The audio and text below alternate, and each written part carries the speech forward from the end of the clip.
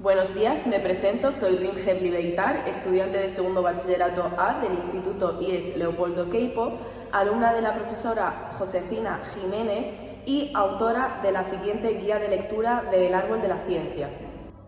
El árbol de la ciencia es una novela escrita por Pío Baroja, publicada en 1911, pertenece a la trilogía La raza y está considerada la novela más representativa de la generación del 98, junto con San Manuel Bueno, mártir de Miguel de Unamuno. La novela consta de 53 capítulos distribuidos en 7 partes. Narra la vida de Andrés Hurtado, primero como estudiante de medicina y después como médico. La acción, que transcurre en unos 10 años, se desarrolla en varias ciudades y pueblos de España: Madrid, Valencia, Burgos, Alcolea del Campo, entre 1887 y 1898. El narrador es un narrador omnisciente y subjetivo. Deja traslucir su pesimismo y critica lo que narra y a los personajes que describe. La historia está contada de forma lineal. Primera parte. La vida de un estudiante en Madrid. Consta de 11 capítulos. Esta primera parte ocupa casi toda la etapa universitaria del protagonista. Conocemos a los miembros de su familia, su padre, don Pedro, al que detesta, su hermano mayor, Alejandro, al que también desprecia, Pedro, por el que siente cierta simpatía, Margarita, resignada y anodina, Luisito, el hermano menor, débil y enfermizo, por el que siente mucha ternura. Baroja critica la escasa calidad del sistema universitario español, falta de aulas, profesores ineptos, libros de texto poco claros. En estos años conoce a distintos amigos: Julio Aracil, antiguo compañero de instituto, Montaner, Lamela, Ibarra. No parece sentir mucha simpatía por ellos. Su práctica como médico en el Hospital San Juan de Dios confirma sus peores impresiones. El sufrimiento humano no tiene remedio y los encargados de paliarlo, los médicos, son unos desalmados. Andrés se va convirtiendo en un joven solitario e irritable ante la crueldad y la estupidez humanas. Tras su paso por San Juan de Dios, se presenta a los exámenes de alumnos internos en el Hospital General. Se da cuenta de que tiene más vocación de psicólogo que de médico, de que le preocupaban más las ideas y sentimientos de los enfermos que los síntomas de las enfermedades. Segunda parte, Las Carnarias. Consta de 9 capítulos. Andrés conoce a las Minglanillas, la madre doña Leonarda y las hijas Niní y Lulú, a través de Aracín. La familia vive en la miseria. Andrés entabla cierta amistad con Lulú, mujer que ocupará un lugar esencial en su vida. Le dijo Julio: son unas chicas hijas de una viuda pensionista, Niní y Lulú. Yo estoy arreglado con Niní, con la mayor. Tú te puedes entender con la chiquita. Para Hurtado, aprovecharse como Julio de la familia para hacer de Niní su querida, con la idea de abandonarla cuando le conviniera, le parecía una mala acción. Una noche, Andrés y algunos amigos realizan un recorrido por algunos lugares de Madrid: la casa de doña Virginia, abortista y alcahueta, la de Villasús, escritor fracasado.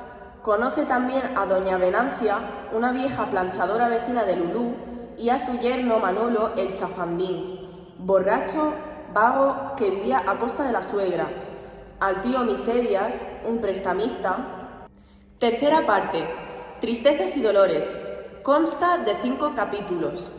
El primer capítulo de esta parte corresponde al último año de carrera de Andrés. Luisito empeora, comienza a escupir sangre. Andrés viaja a Valencia para encontrar una casa en la que Luisito pueda pasar una temporada y así mejorar con el aire puro de la zona. Parece que tiene tuberculosis. Acaba la carrera. Se instalan en un pueblo de Valencia. Andrés, Margarita y Luisito. Allí vive tranquilo durante un tiempo, cuidando a su hermano y disfrutando de la naturaleza. El padre no puede sostener económicamente 2 casas. Andrés, Margarita y Luisito se marchan a vivir a Valencia capital con unos parientes, 2 hermanos y una hermana. Margarita y Luisito se encuentran bien con sus tíos. Andrés no. No siente ninguna simpatía por esos solterones. Empieza a estudiar las asignaturas del doctorado. No quiere salir a la calle siente una insociabilidad intensa. No le interesa nada de cuanto pasa fuera. Regresa a Madrid a examinarse del doctorado. En Madrid se encuentra mal. Su padre y él siguen tan hostiles como antes. Meses después se marcha a Burgos a sustituir un médico por 2 meses. Allí pasa los días más plácidos de su existencia. Sereno, tranquilo, alegre, sin inquietudes existenciales. Mes y medio después, estando en Burgos, recibe la noticia de que su hermano ha muerto de tuberculosis. Cuando recibe la carta, Luisito hacía ya 8 días que había muerto. La noticia produce un gran estupor, pero no dolor, no desesperación, y esa falta de dolor le parece algo malo. No llegó a verlo enfermo, lo recordaba alegre y sonriente. Quizás por eso esa falta de sufrimiento, piensa Andrés, pero con la muerte de Luisito comienza la profunda desesperación de Andrés. Cuarta parte. Inquisiciones. Consta de 5 capítulos. Interludio que divide la novela en 2 partes, la vida universitaria y la de médico de Hurtado, mediante un diálogo filosófico extenso entre el protagonista y su tío Iturrioz. Comentan el pasaje del Génesis, que da título a la novela. Afirman que el árbol de la vida es la ignorancia, la mentira y la felicidad, y el árbol de la ciencia es el conocimiento y el dolor, lo que explica el constante sufrimiento de Andrés, quien tras leer a los filósofos del momento, Kant y Schopenhauer, concluye que solo podemos conocer a través de la experiencia y no podemos llegar a toda la verdad, resultando la ciencia el único método. El no lograr alcanzar la verdad absoluta le genera sufrimiento y le da una visión pesimista de la vida, sin encontrarle sentido.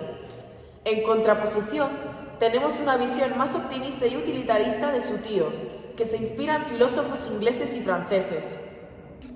Quinta parte. La experiencia en el pueblo. Consta de 10 capítulos. Andrés viaja a Alcolea, pueblo manchego, como médico titular. Se instala en una fonda.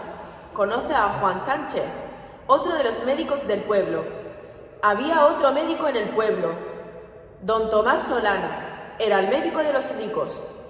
Allí pasa el verano. Después del verano se instala en una casa del pueblo. Dorotea, la patrona, es guapa y amable. Su marido, Pepinito, un estúpido degenerado que trata muy mal a su mujer y a su hija.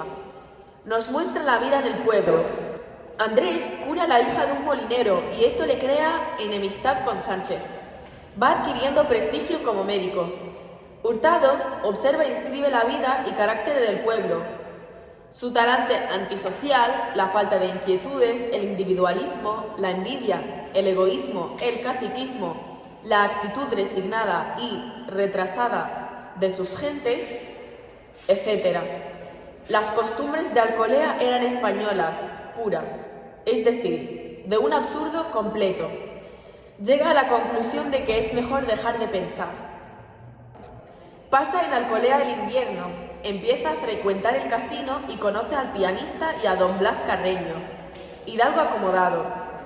Don Blas era para Andrés un caso digno de estudio. A pesar de su inteligencia, no notaba lo que pasaba a su alrededor. La crueldad de la vida en Alcolea, la explotación inicua de los miserables por los ricos, la falta de instinto social. Andrés se aburre y se desespera en el pueblo. Empieza a padecer dolores articulares, el pelo se le cae. Entonces, decide cambiar su alimentación y hábitos de vida, y mejora, se siente tranquilo, ya no experimenta cólera por las cosas ni por las personas. Una noche llaman a Andrés para atender a una mujer moribunda. Era la mujer de un prendero, el tío Garrota. Por los antecedentes, maltrataba a su mujer e indicios. Todos sospechaban del tío Garrota. Para Sánchez se trata de un crimen. Andrés, en cambio, piensa que las heridas de la mujer son autoinfligidas y que la mujer, borracha, se cayó o se tiró por la ventana. Se acrecienta la animadversión hacia Andrés. Pide la dimisión de su cargo. La noche anterior a su marcha mantiene relaciones con Dorotea. Andrés se siente legitimado. El marido es un miserable idiota que no se merece a su mujer. Sexta parte. La experiencia en Madrid. Consta de 9 capítulos. De vuelta a Madrid, se entera de que se va a declarar la guerra a los Estados Unidos. España pierde Cuba, Filipinas y Puerto Rico. Encuentra un empleo en una consulta de enfermedades del estómago. Ante la guerra, observa el patriotismo hueco de los españoles, lleno de palabrería exaltada. Después del desastre, todo el mundo sigue viviendo con total indiferencia ante lo ocurrido. Visita a su tío Iturrioz y mantiene con él otra conversación en la que habla de Alcolea y el espíritu resignado de los pobres. Iturrioz lanza la tesis nietzscheana de que el esclavo tiene espíritu de esclavo. La cobardía del pobre es la que le impide avanzar y evolucionar. Se reencuentra con Montaner, está en el paro y con Julio, al que le va muy bien en la vida, él ha medrado gracias a su falta de escrúpulos. También ve a Ibarra, quiere irse al extranjero para patentar sus inventos. Se reencuentra con Lulú, que ha conseguido poner una tienda de ropa de niños gracias al matrimonio interesado de su hermana Nini con un viejo rico, don Prudencio. Consigue trabajo como médico de higiene, cada vez es más antisocial, desprecia por igual a ricos y a pobres, a unos por explotadores y a los otros por dejarse explotar resignadamente. Abandona el trabajo porque el trato con prostitutas y chulos lo deprimen cada vez más. Sigue viendo a Lulú, consigue trabajo como médico de La Esperanza, una sociedad para la asistencia de gente pobre, pero el trato con los pobres, su ignorancia, su miseria y su resignación absurda hacen más agrio y agresivo su carácter. En una de sus visitas a antiguos conocidos encuentra a Villasús. Se ha vuelto loco y vive en la miseria. Días después muere y en el velatorio sus amigos, escritores bohemios, se comportan de manera patética y surrealista, suponiendo que el muerto sufre catalepsia. Ve cada vez más a Lulú, se le declara sin pasión, como casi todo lo que hace en la vida. Séptima parte, la experiencia del hijo. En otra de las conversaciones con su tío, Andrés, muy sensible en el tema de la herencia genética, le plantea a su tío el problema que acarrearía el hecho de que dos personas débiles se casen y procreen. Toma la decisión de casarse con Lulú, consigue un trabajo como traductor de libros de medicina y se aleja del trato humano con los pacientes. Entra en una época de paz y calma, otra ataraxia. En España no hay ciencia, no hay investigación, solo se pueden traducir obras extranjeras. Todo va bien hasta que Lulú empieza a deprimirse ante la negativa de Andrés a tener hijos. Andrés accede y al quedarse embarazada su mujer le vuelven los viejos miedos. Empieza a tomar morfina. Piensa que un producto envenenado y podrido no debe tener descendencia. Para Andrés, el mundo está lleno de gente mezquina, envidiosa. Su propia vida le parece una cosa fea, dolorosa.